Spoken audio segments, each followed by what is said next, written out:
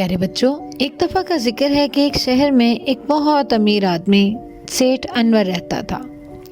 سیٹھ انور اپنی بیوی کے ساتھ اپنے بنائے ہوئے بنگلے میں رہتا۔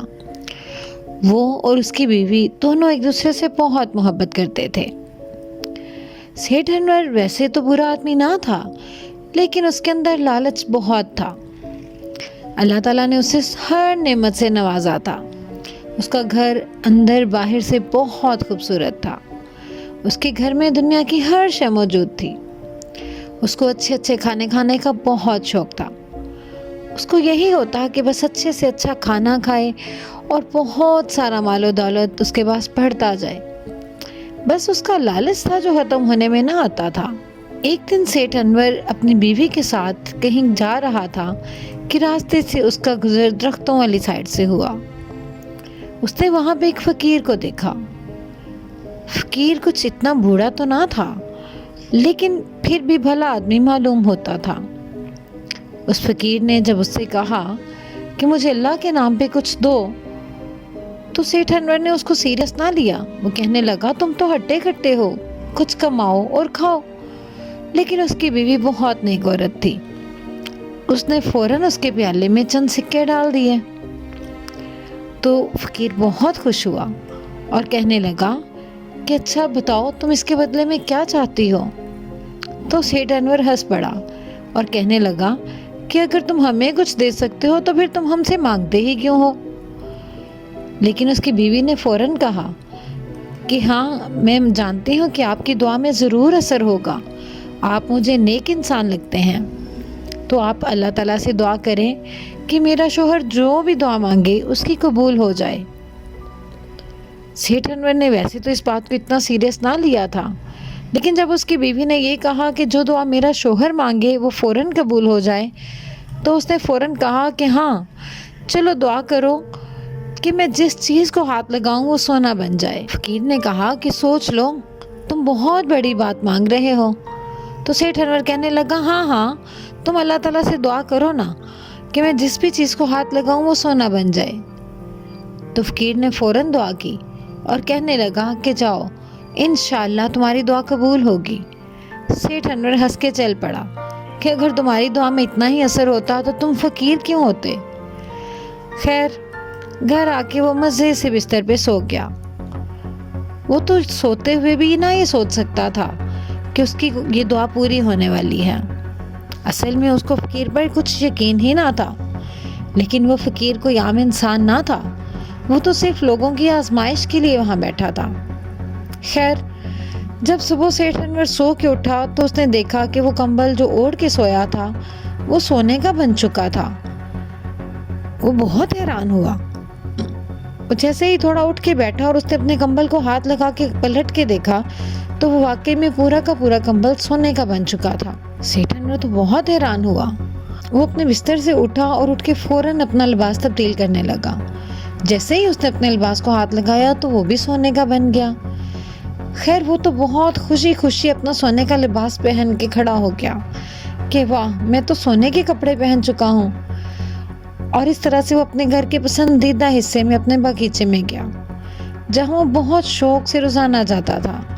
وہاں پہ خوبصورت درخت تھے، تتلیاں تھیں جن کو وہ روزانہ دیکھتا تھا۔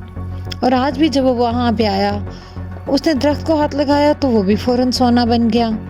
اور جب تتلی اس کے پاس آئی، اس نے تتلی کو پکڑنا چاہا تو تتلی بھی فوراً سونا بن گئی۔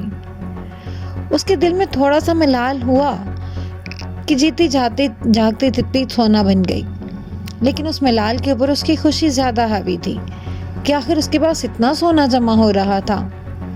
خیر، اس کو بھوک لگ رہی تھی اور وہ کھانے کی ٹیبل پہ آ گیا۔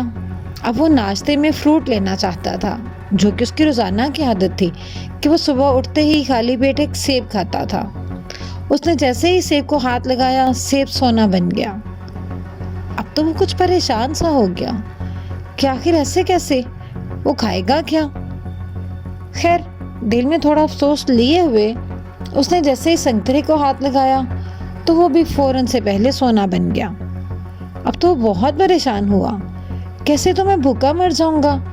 جب اس نے پانی کے گلاس کو ہاتھ لگایا، پانی پینا چاہا تو وہ بھی سونے کا بن گیا۔ तो सेठ अनवर भूखा और प्यासा था और अब उसे प्यास भी ज्यादा महसूस होने लगी। कमरे में हर तरफ सोना ही सोना तो नजर आ रहा था, लेकिन उसके खाने पीने को कुछ ना था। वो तो ये सोच के बहुत परेशान हो गया कि ऐसे कैसे गुजारा चलेगा। खैर वो अपने महबूब बीवी को बताने के लिए चला गया कि शायद उसके पास मेरे मसले का हल हो, शायद वो अपने हाथ से मुझे कुछ खिला दे। जब वो उसके पास आया, उसने उसको बताया कि देखो, मैंने इन पौधों को हाथ लगाया तो ये सोने के हो गए, मैंने इस मेज को, जग को, बर्तनों को हाथ लगाया तो सब सोने के हो गए। ऐसे तो मैं ना कुछ खा सकता हूँ ना पी सकता हूँ, क्या तुम मेरी मदद करोगी? उसकी बीवी ने कहा, हाँ हाँ क्यों नहीं, मैं आपको कुछ खाना खिला देती हूँ। वो जैसे ही उसके पास आई और उसको खिलाने लगी तो उसने उसको हाथ लगाया तो वो भी फौरन से पहले सोने की बन गई। अब तो सेठ अनवर की जान निकल गई कि ये क्या, उसकी महबूब बीवी भी सोने की बन चुकी थी। अब उसको सोना अजीज ना था, वो चाहता था कि उसकी बीवी वापस असली रूप में उसके सामने आ जाए, मगर कुछ भी नहीं हो सकता था। वो पलट पलट के उस सोने के बुत को देखे कि शायद इसमें जान पड़ जाए, लेकिन बेफायदा, वो तो सिर्फ सोने का बुत था, उसकी बीवी तो गायब हो चुकी थी। अब तो वो ज़ारो कतार रोने लगा, अपने लालच पे पछताने लगा कि मैं क्या कर बैठा हूँ। तो बहुत रो रहा था और उसको कुछ समझ ना आ रही थी कि वो क्या करे। और इसी तरह से वो रोता रोता फौरन उसी रास्ते में उसी फकीर के पास गया। वो दुआ करता जाता था कि वो फकीर वहीं पे मौजूद हो, और ऐसा हुआ भी, वहाँ पे फकीर मौजूद था। उसके पास गया और उससे कहने लगा कि देखो, मैंने तुम्हारा मजाक उड़ाया, उसके लिए मैं माफ़ी मांगता हूँ। कहते हो तो मैं पाँव को हाथ लगाता हूँ, लेकिन प्लीज़ मुझे माफ़ कर दो और अल्लाह से दुआ करो कि तमाम चीज़ें जो मैंने सोने की बना दी अपने लालच की वजह से, उन सबको नॉर्मल कर दे। मुझे कुछ नहीं चाहिए, मुझसे मेरा घर भी ले लो, लेकिन मुझे मेरी बीवी सही सलामत वापस चाहिए। फकीर ने कहा कि देखो, मैंने तुम्हें कहा था तुम बहुत बड़ी चीज़ मांग रहे हो लेकिन तुम नहीं समझे।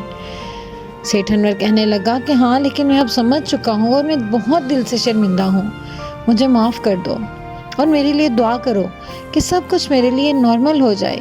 मुझे कोई सोना नहीं चाहिए, मुझे कुछ भी कीमती नहीं चाहिए, बल्कि मैं वादा करता हूँ कि अपनी दौलत में से मुसलसल खैरात करता रहूँगा। बस मेरी बीवी वापस मिल जाए और मैं वापस नॉर्मल ज़िंदगी गुजार सकूँ। फकीर को उस पर तरस आ गया। उसने फ़ौरन अल्लाह से दुआ की और उससे कहने लगा कि जाओ अपने घर में और देखो, इंशाअल्लाह सब कुछ ठीक हो चुका होगा। और वही हुआ। जब सेठ अनवर वापस अपने घर में आया तो उसकी बीवी बिल्कुल नॉर्मल इंसानों की तरह से ही चल फिर रही थी और बिल्कुल ठीक हो चुकी थी।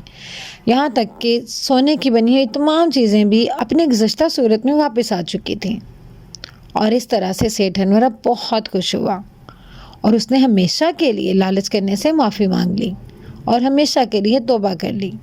तो बच्चों, आपने देखा कि हमें कभी भी लालच नहीं करना चाहिए, क्योंकि लालच की सज़ा हमेशा बहुत बुरी मिलती है।